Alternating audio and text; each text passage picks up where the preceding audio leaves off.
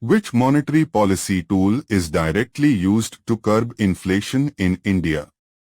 Fiscal deficit, repo rate, government spending, taxation. Repo rate.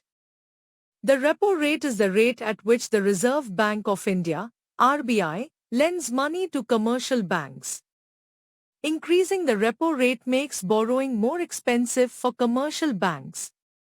This, in turn, leads to higher lending rates for businesses and individuals, reducing borrowing and spending in the economy.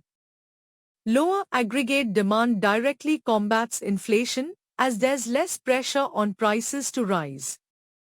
This is a direct and immediate tool used to control inflation. Fiscal deficit. A fiscal deficit is the difference between government spending and revenue.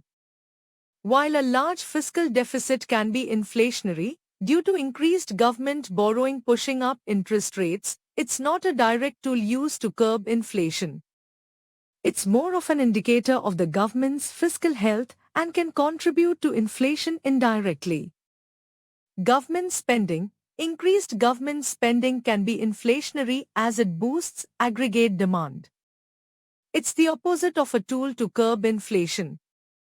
Taxation. Taxation can be used to curb inflation by reducing disposable income and thus lowering aggregate demand.